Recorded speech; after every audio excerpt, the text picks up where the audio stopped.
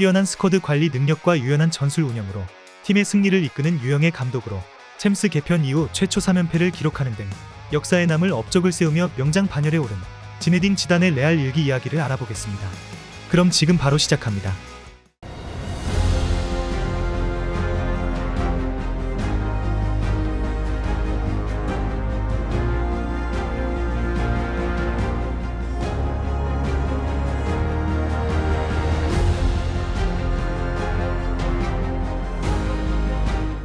지단은 이미 선수 시절부터 자신이 따낼 수 있는 모든 우승컵을 거머쥔 인물로 선수 시절 그가 들어올린 대회 우승컵만 13개일 정도로 트로피와 인연이 깊다고 볼 수 있는데요.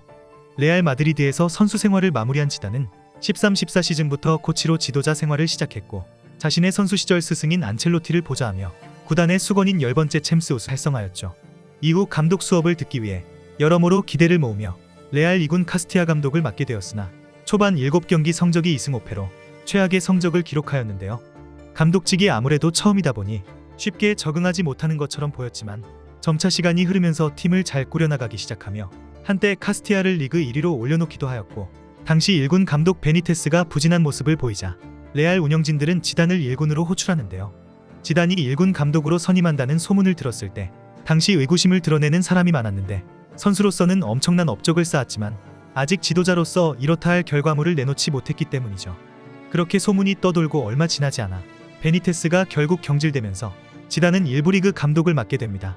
2016년 1월 리그 19라운드에서 데포르티보를 상대로 데뷔전을 치룬 지단은 무려 5-0이라는 대승을 거두었는데 이날 레알 선수들의 경기력은 엄청났으며 특히 베니테스 밑에서 부진했던 미드필더진들이 살아나면서 강력한 모습을 보여주어 팬들을 기대하게 만들었죠. 그렇게 데뷔전을 승리로 장식한 것은 좋았으나 당시 레알이 18세 미만 유소년 이적 금지 조항을 어긴 관계로 피파로부터 16-17 시즌 영입 금지 징계를 받게 되는데요. 초반부터 초보 감독 지단에게는 매우 순탄치 않은 감독 생활이 예고되었음에도 지단의 부임 이후 레알 선수단은 지단의 카리스마와 장악력에 만족하며 그 만족도가 좋은 경기력으로 나타나기 시작했죠. 지단 효과가 단순히 명성의 영향을 받은 카리스마와 이를 통한 분위기 쇄신에만 있는 것은 아니었는데 수비적이고 지루하다는 평가를 받았던 베니테스와는 다르게 화끈한 공격을 구사하면서 팬들의 눈 또한 즐겁게 해준 것이 지단의 레알이었죠. 그렇게 레알은 리그에서는 1위와 승점 차이가 벌어지면서 우승은 사실상 어려워졌으나 챔스에서는 16강에서 AS 로마를 꺾고 8강에서는 볼프스부르크를 꺾고 4강에 진출하면서 레알은 챔스 6회 연속 4강에 진출하며 최고 타이 기록을 세웠죠. 챔스 4강에서는 맨시티를 만나게 되었고 1차전에서는 0-0으로 비겼지만 2차전 홈 경기에서는 1-0으로 잡아내며 지단은 첫 시즌에 레알을 챔스 결승전에 올려놨는데요. 이러한 레알의 기적적인 반등에 대해서는 지단의 공이 매우 컸다고 볼 수 있는데 지단은 레알의 슈퍼스타들에게 존경을 받고 있고 선수 시절의 카리스마를 감독으로서도 내뿜었으며 여기에 안첼로티 밑에서 선수들을 편하게 만드는 법을 배웠다 보니 호날두나 벤제마 같은 선수들도 어떻게 다뤄야 하는지 알았기에 결국 레알이 상승세를 탈 수 있었던 것은 지단의 부드러운 카리스마가 있었기 때문이죠. 리그도 마지막 라운드까지 우승 경쟁을 이어갔고 리그 12연승을 달렸음에도 불구하고 바르셀로나가 그라나다를 잡으며 우승 확정을 지으면서 레알은 다시 한번 리그 준우승에 머물러야 했죠.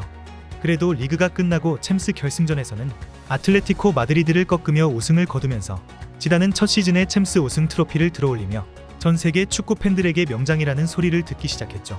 16-17 시즌은 지단의 진정한 시험대였는데 지난 시즌에 비해 더 많은 경기를 치러야 하고 챔스 우승으로 클럽 월드컵까지 참가하기 때문에 체력적인 부담이 엄청날 것으로 예상되었으며 이런 체력적 부담을 짊어지고 얼마나 뛰어난 전술적 역량을 보여주냐에 따라 레알의 16-17 시즌 흥망이 결정될 것으로 보였죠.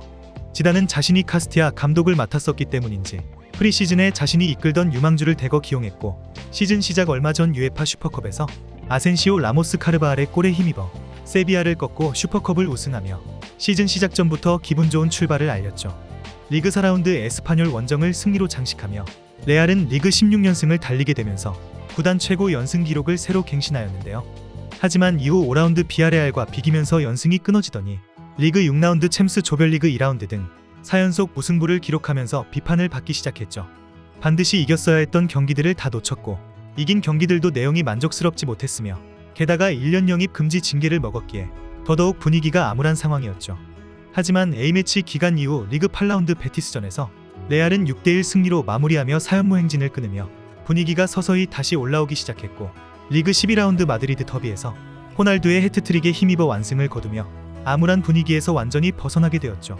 또한 이날 승리로 라리가 역사를 새로 썼는데 지단은 레알의 감독으로 부임 이후 리그 32경기서 무려 26승 5무 1패라는 기록을 쓰는 중이었는데 이는 라리가 역사상 최고의 성적이었는데요.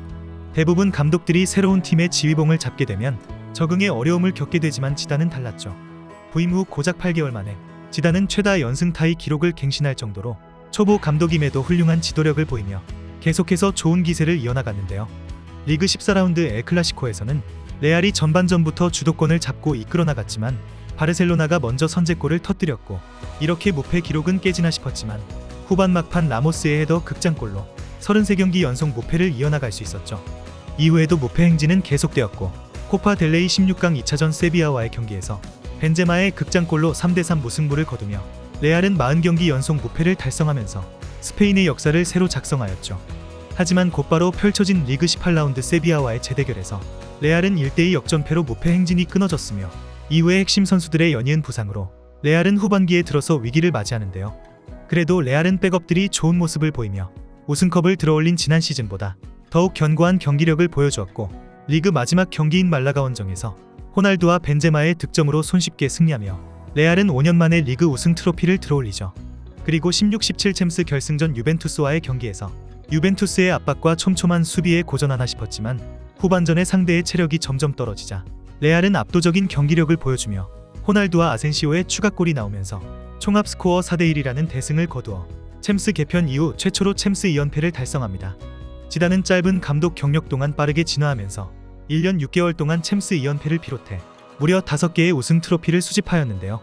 16-17 시즌은 리그와 챔스 더블을 달성하며 레알 역사상 최고의 시즌을 보냈다고 해도 무방할 정도로 매우 인상적인 모습을 보여주었던 시즌이었고 지단은 피파 올해의 감독상을 수상하면서 본인의 능력을 입증한 시즌이기도 하죠. 시즌 개막 직전에 열린 슈퍼컵에서 레알 맨유를 중원에서 완전히 박살내버리며 또다시 슈퍼컵 우승으로 시즌을 시작했는데요. 그렇게 기분 좋은 출발을 알렸으나 17-18 시즌 초반의 분위기는 그리 좋지 않았는데 리그 초반 2번의 홈경기에서 승점을 드랍하면서 바르셀로나와의 승점 격차가 점점 벌어졌고 새로운 이적생들의 활약이 저조했다 보니 여기저기서 슬슬 경질 소리도 나오기 시작했죠. 그렇게 전반기에 다소 아쉬운 모습을 보이며 후반기에는 달라진 모습을 보여주나 싶었지만 후반기에 오히려 상황이 더욱 악화되면서 사실상 리그 우승은 물 건너갔기 때문에 챔스에 집중하겠다는 스탠스를 취하기 시작했죠. 그렇게 레알은 리그에서 승점 76점으로 3위라는 저조한 성적으로 마감에 큰 아쉬움을 남겼지만 PSG 유벤투스 미넨을 차례대로 격파하면서 챔스에서는 3년 연속 결승에 진출하였죠. 그렇게 리버풀과의 챔스 결승전에서 레알은 전반의 상대의 강한 압박에 고전하였으나 시즌 내내 부진한 모습을 보이던 벤제마가 카리우스의 실수를 받아먹어 선제골을 넣었고 그 뒤로 베일의 멀티골을 기록하면서 3대1 승리를 거두었는데요. 이로써 지단은 챔스 개편 이후 최초 3연패로 헤이즐리 안첼로티와 함께 챔스 최다 우승 감독 반열에 올라섰죠. 그렇게 역사적인 챔스 3연패 이후 지단은 스스로 레알 감독직에서 물러나는데요.